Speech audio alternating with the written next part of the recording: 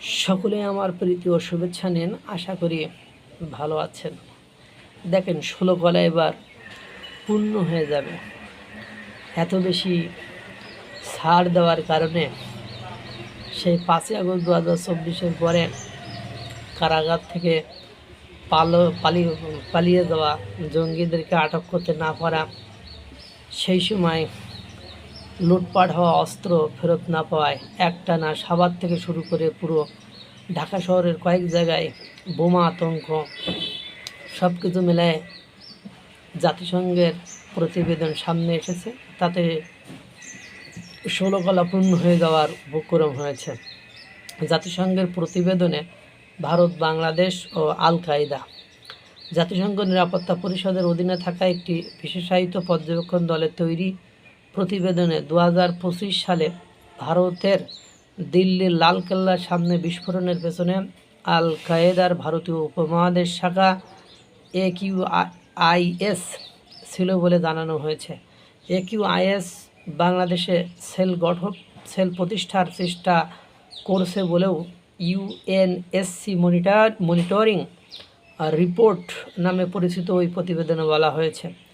10ই August প্রকাশিত ওই রিপোর্টে ইউএনএসসি মনিটরিং রিপোর্ট হলো জাতিসংঘ নিরাপত্তা পরিষদের অধীনে থাকা একটি বিশেষায়িত পর্যবেক্ষণ দলের তৈরি একটি প্রতিবেদন, যা মূলত বিশ্বজুড়ে নিষিদ্ধ ঘোষিত বিভিন্ন জঙ্গি ও সন্ত্রাসী সংগঠনের বর্তমান অবস্থা, আর্থিক নেটওয়ার্ক এবং নিরাপত্তা হুমকি বিশ্লেষণ করে বিভিন্ন দেশের গোয়েন্দা তথ্য, মাঠ পর্যায়ের গবেষণা এবং সদস্য রাষ্ট্রগুলোর দেওয়া তথ্যের উপর ভিত্তি করে প্রতি বছর বা নির্দিষ্ট সময় পরপর এই প্রতিবেদন তৈরি করা হয়। রিপোর্টে বলা হয়েছে 2025 সালের নভেম্বরে দিল্লির লালকেল্লার সামনে যে গাড়ি বোমা বিস্ফোরণ হয়েছিল, আনুষ্ঠানিকভাবে তার দায় স্বীকার করেছে AQIS।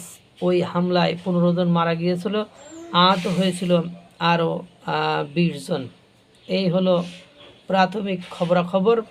এবং দেখেন বাংলাদেশের তাহলে এখন অবস্থা কোন জায়গায় যে দাঁড়াবে বা ঘটনা কি ঘটবে, কিছু কি আন্দাজ করা যায়?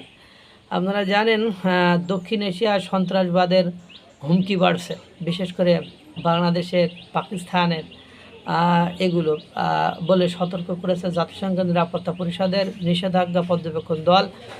সংস্থাটির 38তম প্রতিবেদনে বলা হয়েছে, আল কায়েদার সহযোগী সংগঠন Al Qaeda in the Indian subcontinent বাংলাদেশে কার্যক্রম পরিচালনার জন্য আস্তানা গড়ার চেষ্টা করেছে। 10ই আগস্ট প্রকাশিত প্রতিবেদনে 2025 সালের 15 ডিসেম্বর থেকে 2026 সালের 9 জুন পর্যন্ত পরিস্থিতি বিশ্লেষণ করা হয়েছে। এতে বলা হয়, বিশ্বজুড়ে সন্ত্রাসবাদের সামগ্রিক হুমকি মোটামুটি অপরিবর্তিত থাকলেও সাহেল অঞ্চল ও দক্ষিণ এশিয়ায় তা আরও তীব্রতর হয়েছে। প্রতিবেদনে আল কায়েদার কেন্দ্রীয় নেতৃত্ব বর্তমানে কিছুটা কোণঠাসা অবস্থায় রয়েছে বলেও উল্লেখ করা হয়েছে। পাশাপাশি ISIL সহ বিভিন্ন জঙ্গি সংগঠনের বিস্তার, অর্থায়ন ও পারস্পরিক প্রতিদ্বন্দ্বিতার বিষয়ে বিশ্লেষণ দেওয়া হয়েছে। জাতিসংঘের এই পর্যবেক্ষণ দল আল কায়েদা, ISIL ও সংশ্লিষ্ট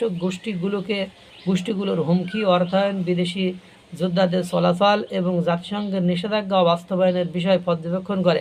পরে এসব বিষয়ে নিরাপত্তা পরিষদকে তথ্য সুপারিশ দেয়। দেখেন ইতিমধ্যে বাংলাদেশে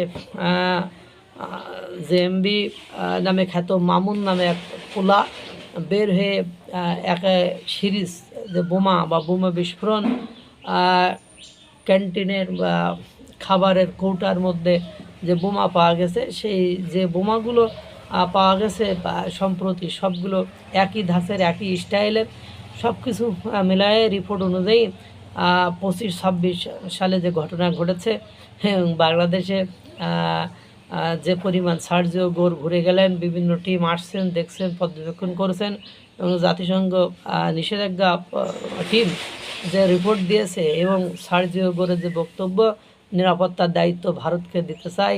এবং দেখেন গতকাল নেপাল বাংলাদেশ সীমান্তের কাছাকাছি থেকে এক সন্ত্রাসীকে আটক করেছে ভারত।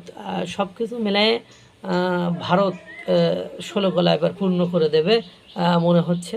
কারণ সন্ত্রাসবাদ ভারতের সাথে উন্নত যে রাষ্ট্রই সম্পর্ক করতে আসে তাদের সাথে যে সকল চুক্তি হয় তার সাথে একটা চুক্তি থাকে যে সন্ত্রাস দমন, বৈশ্বিক সন্ত্রাস দমনে একসাথে মিলিত হয়ে কাজ করবে। সুতরাং বুঝতেই পারলেন ভারত আমেরিকা মিলে এবার কি করবে। মহান সৃষ্টিকর্তা সকলকে ভালো রাখুক, সুস্থ রাখুক।